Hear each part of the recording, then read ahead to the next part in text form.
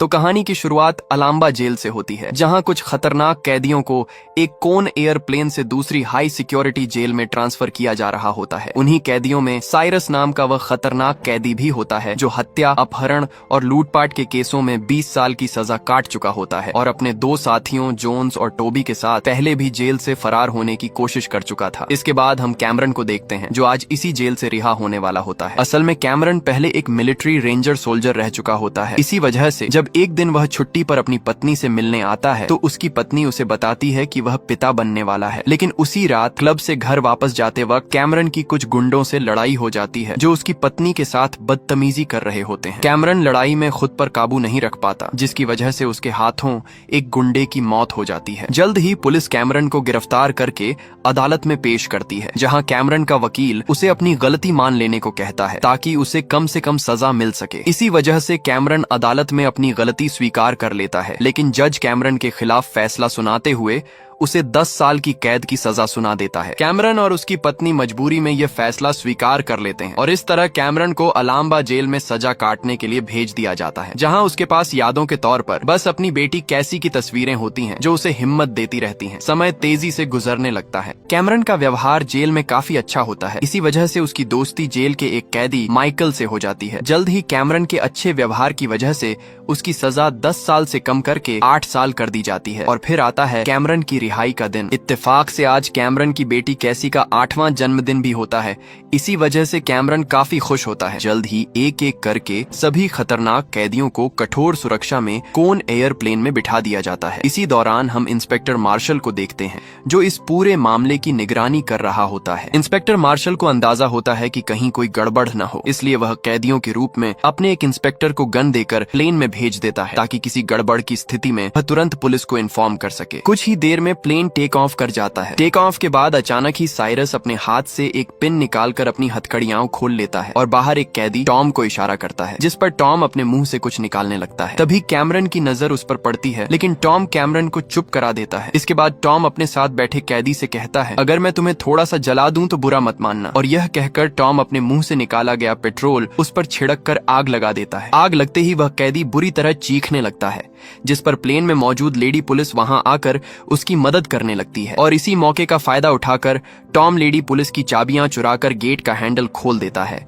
जिससे साइरस और जोन्स बाहर आ जाते हैं। पुलिस वाले उन्हें काबू करने की कोशिश करते हैं, लेकिन जल्द ही साइरस उनमें से कुछ को मार डालता है। शोर सुनकर प्लेन का एक पायलट जैसे ही कॉकपिट से बाहर आता है, साइरस उस पर भी हमला करके उसे मार डालता है और अंदर जाकर दूसरे पायलट को पॉइंट गन पर लेते हुए कहता है, ये प्लेन अब हाईजैक हो चुका है, कोई चालाकी न करना। इसके बाद साइरस प्लेन में मौजूद सभी लोगों को कोन एयरप्लेन में वेलकम कहता है। यह देखकर कैमरन का दिल टूट जाता है, क्योंकि आज वह पूरे 8 साल बाद अपनी बेटी से मिलने वाला था। देखते ही देखते पूरे प्लेन का कंट्रोल कैदियों के हाथों में चला जाता है और पुलिस वालों को बंदी बना लिया जाता है। इसके बाद साइरस, टोबी और अन्य खतरनाक कैदियों को भी आजाद करवा लिया जाता है। आजाद होने के बाद एक कैदी लेडी पुलिस से बदतमीजी करने के लिए आगे आता है, लेकिन कैमरन तुरंत बीच में आकर उसे वहां से पीछे हटा देता है और उस कैदी से कहता है, यहाँ यह सब नहीं चलेगा। यह सुनते ही वह कैदी कैमरन पर हमला करने ही लगता है, लेकिन उसी समय साइरस वहां आकर मामला खत्म करवा देता है और उस कैदी से कहता है, अगर फिर तुमने ऐसी कोई हरकत की तो मैं तुम्हें इस प्लेन से नीचे गिरा दूंगा।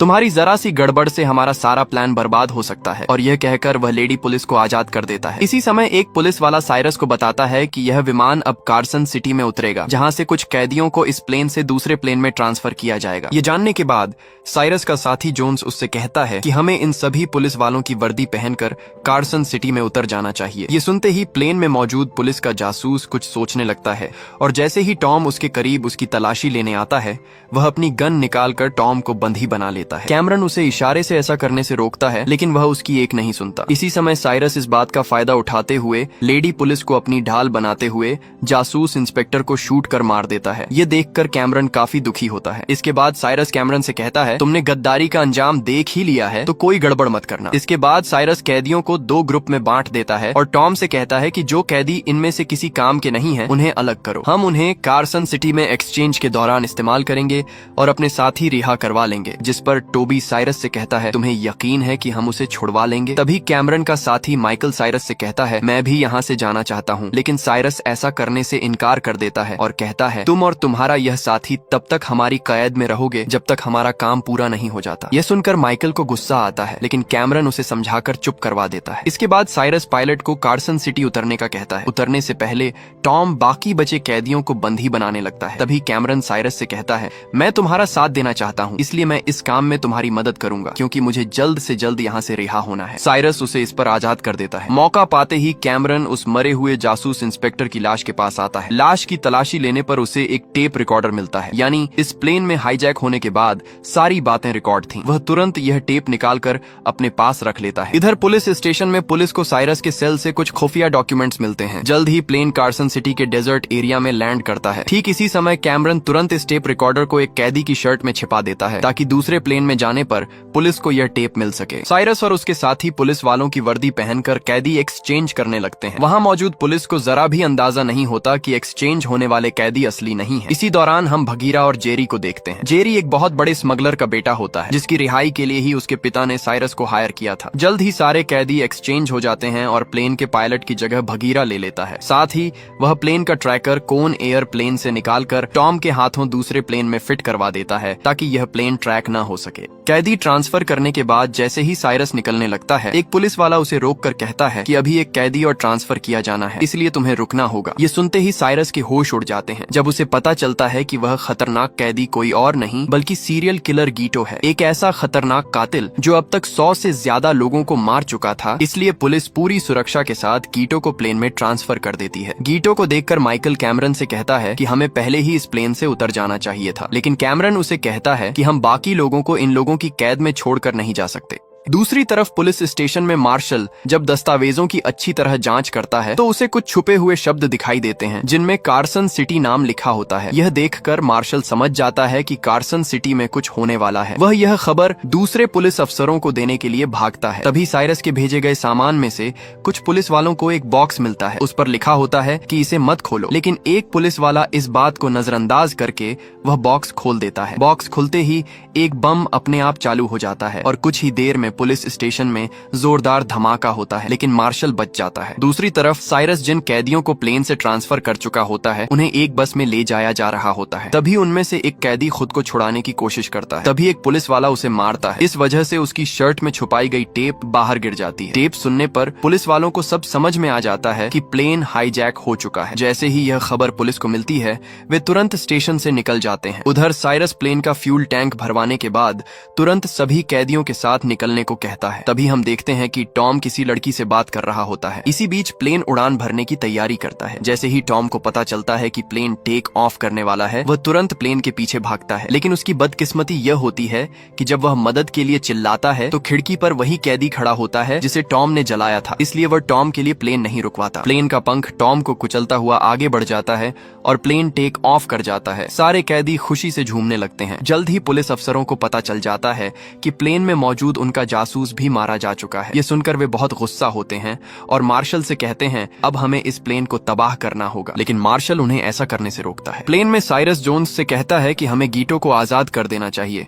इस पर जोन्स ध्यान से गीटो का मास्क उतार देता है। इसके बाद साइरस पुलिस से संपर्क करके कहता है कि अगर वे सच में चाहते हैं कि उनके बाकी पुलिस वाले जिंदा रहें तो उन्हें प्लेन का पीछा करना छोड़ना होगा। मंजिल पर पहुंचने के बाद सबको आजाद कर दिया जाएगा। कैमरन भी पास खड़ा ये सारी बातें सुन रहा होता है। साथ ही साइरस उससे कहता है कि हम जल्द ही लेना एयरपोर्ट पर लैंड करने वाले हैं। उस जगह पर आबादी लगभग ना के बराबर है। उधर एक पुलिस वाला कारमैन की पत्नी से मिलकर उसे बताता है कि उसका पति प्लेन में हाईजैक हो चुका है। दूसरी तरफ मार्शल पुलिस वालों को फिर से प्लेन को नष्ट करने से रोकते हुए कहता है कि हम ऐसे ही अपने साथियों और बाकी कैदियों को मरने के लिए नहीं छोड़ सकते, लेकिन कोई उसकी बात नहीं सुनता। तभी एक हेलीकॉप्टर वहां आता है और जल्द ही मार्शल के रोकने के बावजूद दूसरे पुलिस वाले प्लेन का पीछा करने के लिए निकल जाते हैं। जोन्स को प्लेन के इंजन एरिया में किसी गड़बड़ का एहसास होता है, इसलिए वह जांच करने के लिए कैमरन को नीचे भेजता है। वहां वे देखते हैं कि एक पुलिस वाले की लाश पड़ी है। जोन्स कारमैन से उस लाश को नीचे फेंकने के लिए कहता है। उसी समय कैमरन को एक आइडिया आता है। वह जोन्स से नजर बचाकर लाश लाश की जेब से पेन निकालता है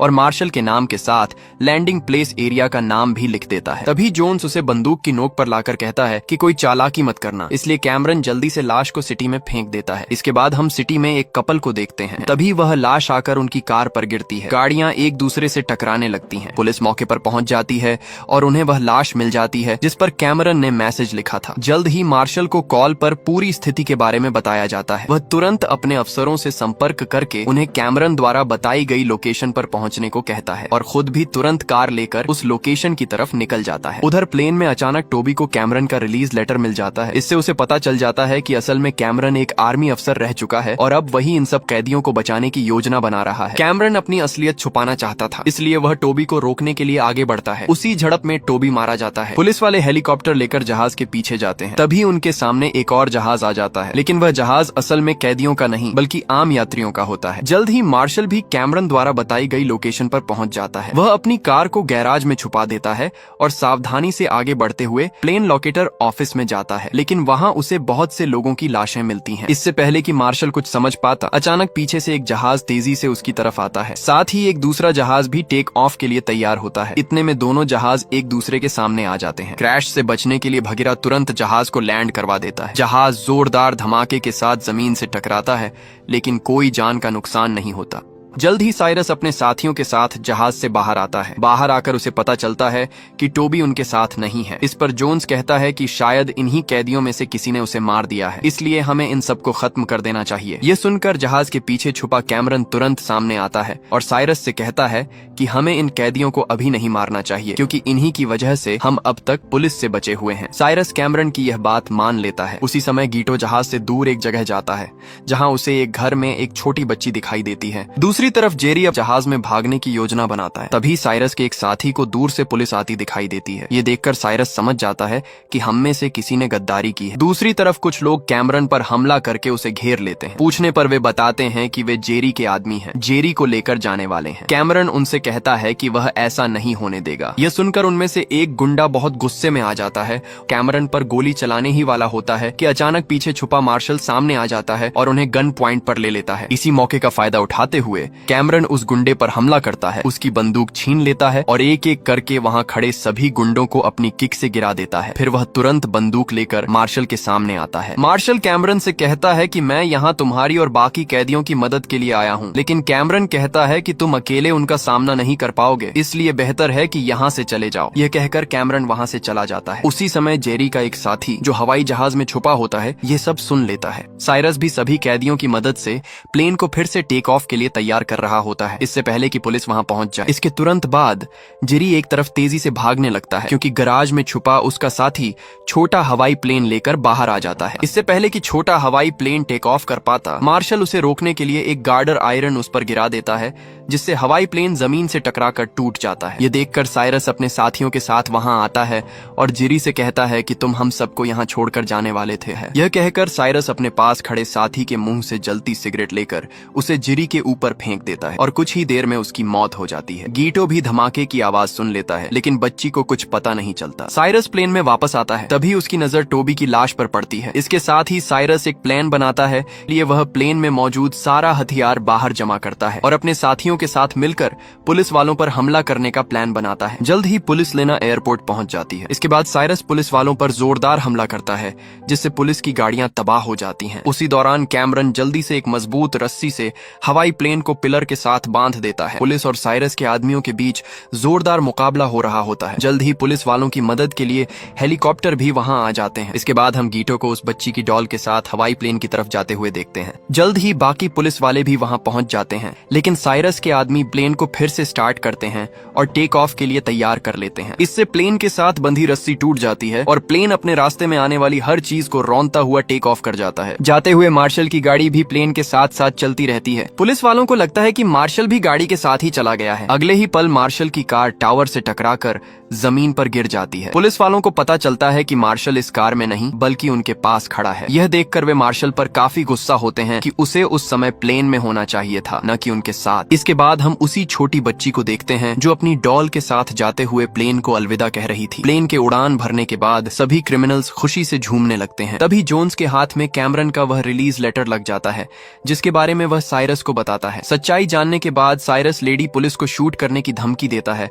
तभी अचानक कैमरन का दोस्त माइकल साइरस के सामने आकर कहता है कि यह सब उसने किया है। साइरस माइकल को कैमरन के सामने शूट कर देता है। यह देखकर कैमरन का दिल बुरी तरह टूट जाता है। साथ ही साइरस कैमरन की बेटी की डॉल को हाथ में पकड़कर कैमरन से कहता है कि अब तुम नहीं बचोगे। उसी समय प्लेन का पीछा करते हुए हेलीकॉप्टर प्लेन पर फायरिंग शुरू कर देते हैं। दूसरी तरफ कैमरन इस मौके का फायदा उठाते हुए प्लेन में मौजूद क्रिमिनल्स पर हमला करना शुरू कर देता है। साइरस ये सब देखकर गुस्से में पागल होने लगता है, लेकिन तब तक कैमरन कॉकपिट में पहुंचकर मार्शल से संपर्क करता है और कहता है कि वह जल्द लास वेगस सिटी एयरपोर्ट पर लैंड करना चाहता है, इसलिए इस फायरिंग को रोका जाए। लेकिन पुलिस वाले राजी नहीं होते। साइरस भी अपनी पूरी ताकत से दरवाजे के लॉक पर फायरिंग करके उसे खोलने की कोशिश करता है। तभी लेडी पुलिस पीछे से आकर साइरस पर हमला करती है और उसे बेहोश कर देती है। प्लेन में मौजूद सभी लोग डरने लगते हैं सिवाय गीटो के, जो इन हालात में भी पोएम पढ़ रहा होता है। जल्द ही प्लेन लास वेगस सिटी की तरफ बढ़ने लगता है और फिर भगीरा क्रैश लैंडिंग के साथ प्लेन को सिटी में लैंड करता है। लेकिन उसी समय साइरस होश में आकर कैमरन को गन पॉइंट पर ले आता है। तभी प्लेन का एक विंग तेज स्पीड से प्लेन को चीरता हुआ साइरस और कैमरन के बीच आ जाता है। सिटी में भगदड़ मच जाती है, लेकिन जल्द ही मार्शल और दूसरे पुलिस वाले भी वहां पहुंच जाते हैं और प्लेन में मौजूद कैदियों और क्रिमिनल्स को रेस्क्यू कर लिया जाता है। माइकल की जान भी बच जाती है। लेकिन इसी मौके का फायदा उठाकर साइरस और उसके दूसरे साथी प्लेन से फरार होने के लिए एक रेस्क्यू ट्रक पर सवार होकर निकल जाते हैं। कैमरन और मार्शल तेजी से हेवी बाइक्स पर उनका पीछा करते हैं। जल्द ही कैमरन ट्रक तक पहुंच जाता है, जबकि उसकी बाइक एक धमाके के साथ ट्रक से टकरा जाती है। मार्शल भी तुरंत ट्रक पर चढ़कर वाटर पाइप से क्रिमिनल को रोकने लगता है। इतने में साइरस का पैर किसी चीज में फंस जाता है। तभी रेस्क्यू ट्रक एक बिल्डिंग से टकरा जाता है, जिससे साइरस एक कंस्ट्रक्शन साइट पर जा गिरता है। उसी समय एक लिफ्ट उस पर आकर गिरती है और साइरस मारा जाता है। कैमरन को वह डॉल मिल जाती है जो वह अपनी बेटी को गिफ्ट देने वाला था। इसके बाद कैमरन मार्शल को धन्यवाद कहता है। पुलिस वालों को गीटो की चुराई हुई गुड़िया मिलती है, लेकिन गीटो गायब होता है। उसी समय कैमरन की पत्नी और बेटी भी वहां आ जाते हैं। उन्हें देखकर कैमरन बहुत इमोशनल हो जाता है। पहले तो कैमरन की बेटी उसे पहचानती नहीं है, लेकिन जैसे ही कैमरन उसे डॉल गिफ्ट करता है, वह दौड़कर कैमरन से लिपट जाती है। 8 साल बाद कैमरन की फैमिली फिर से कंप्लीट हो जाती है। इसके बाद हम एक क्लब देखते हैं जहाँ कुछ लोग गैम्बलिंग कर रहे होते हैं। उन्हीं लोगों में गीटो भी होता है, जो उस प्लेन से जिंदा बच निकला था और अब अपने अगले शिकार के लिए तैयार है। इसी के साथ इस फिल्म का एंड हो जाता है।